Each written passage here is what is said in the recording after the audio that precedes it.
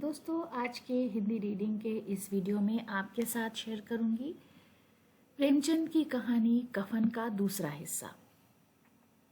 जिस समाज यानी माशरे में रात दिन मेहनत करने वालों की हालत उनकी हालत से कुछ बहुत अच्छी ना थी, किसानों के मुकाबले में वे लोग जो किसानों की दुर्बलताओं कमज़ोरी से लाभ फ़ायदा उठाना जानते थे, वो कहीं ज़्यादा संपन्न, अमीर थे, खुशहाल थे। वहाँ इस तरह की मनोवृत्ति जहनियत का पैदा हो जाना कोई अचरज की बात ना थी, कोई ताज्जुब की बात ना थी। हम तो कहेंगे घीसू किसानों से कहीं ज़्यादा विचारवान, अक्लमंद था और किसानों के विचार शून्य यानी जिसका कोई ख्याल ना हो समूह गिरोह में शामिल होने के बाद बैठकबाजों की कुत्सित मंडली यानी खराब सोहबत में जा मिला था। हाँ, उसमें ये शक्ति ना थी, ताकत ना थी कि बैठकबाजों के नियम, कायदे और कानून, नीति का पालन करे, माने। इसलिए जहाँ उसकी मंडली के लोग गांव के सरगना और मुखिया बने हुए थे, उस पर सारा गांव उंगली उठाता था। फिर भी उसे ये तस्कीन तो थी ही कि अगर वो फटे हाल है तो कम से कम उसे किसानों की सी जी तोड़ मेहनत तो नहीं करनी पड़ती और उसकी सरलता, मासूमियत और निरीहता मजबूरी से दूसरे लोग बेजा फायदा तो नहीं उठाते। दोनों आलू निकाल निकाल कर जलते जलते खाने लगे। कल से कुछ नहीं खाया था, इतना सब्र ना था कि ठंडा हो जाने दें। कई बार दोनों की ज़बानें जल गईं। छिल जाने पर आलू का बाहरी हिस्सा ज़बान, हलक और तालू को जला देता था और उस अंगारे को मुंह में रखने से ज़्यादा खैरियत इसी में थी कि वो अंदर पहुंच जाए।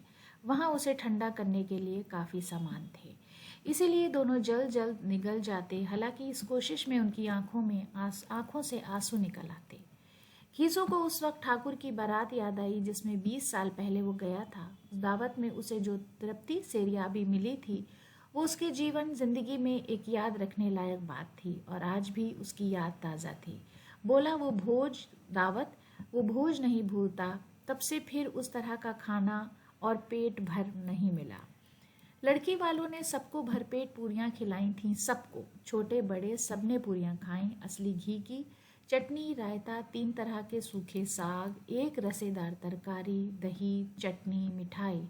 अब क्या बताऊं, उस भोज दावत में क्या स्वाद जायका मिला। कोई रोक टोक नहीं थी, जो चीज़ चाहो मांगो, जितना चाहो खाओ। लोगों ने ऐसा खाया कि किसी से पानी ना पिया गया। मगर परोसने वाले हैं कि पत्तल में गरम गरम गोल गोल सुवासित खुशबूदार कचौरियाँ डाल देते हैं।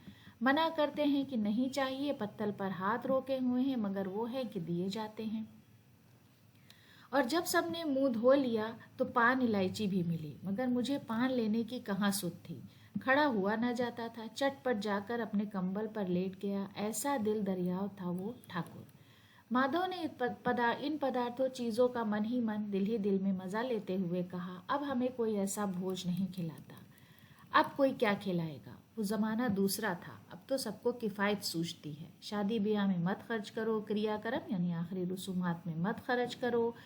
पूछो गरीबों का माल बटोर बटोर कर कहाँ रखोगे। बटोरने में भी तो कमी नहीं है, हाँ खर्च में किफ़ायत सूझती है। तुमने 20 पूरियाँ खाई होंगी, 20 से ज़्यादा खाई थी। मैं 50 खा जाता। 50 से कम मैंने न खाई होंगी। अच्छा पक्का था।